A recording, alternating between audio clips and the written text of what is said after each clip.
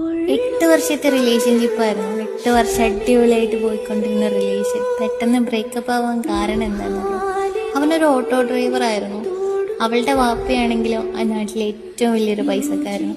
അതുകൊണ്ട് ഓട്ടോ ഡ്രൈവറായ ഒരുത്തന് എൻ്റെ മോളെ കെട്ടിച്ചു കൊടുക്കത്തില്ല എന്നായിരുന്നു അവളുടെ വാപ്പ പറഞ്ഞത്. എന്നിട്ടും ഒരുപാട് സ്ട്രഗിൾ ചെയ്ത് രണ്ടുപേരും മുന്നോട്ടേക്ക് തന്നെ പോയി. 8 വർഷത്തിന് ശേഷം അവൾക്ക് അവനെ പറ്റാണ്ടായി.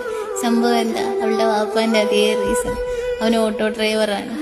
8 വർഷം കഴിഞ്ഞപ്പോൾ അവൾക്ക് കുറച്ചുകൂടെ മെച്യൂരിറ്റി വന്നു. അപ്പോൾ ഓട്ടോ ഡ്രൈവറായി അവനെ പറ്റാണ്ടായി.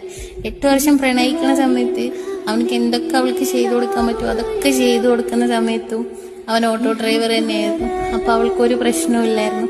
കുറച്ചുകൂടെ ബുദ്ധിയും വിവരം വെച്ച സമയത്ത് അവന് ഓട്ടോ ഡ്രൈവർ ആയതുകൊണ്ട് അവനെ വേണ്ടാന്ന്.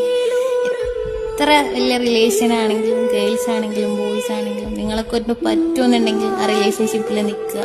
കാരണം നിങ്ങൾ 8-9 ഒക്കെ വർഷം പ്രണയിച്ച് ലാസ്റ്റ് ചെറിയൊരു റീസൺ വെച്ചിട്ട് വേണ്ടാന്ന് പറയുമ്പോൾ ഓപ്പോസിറ്റ് നിൽക്കുന്ന ആളുടെ വേദനയും കൂടെ ഒന്ന് മനസ്സിലാക്കുക.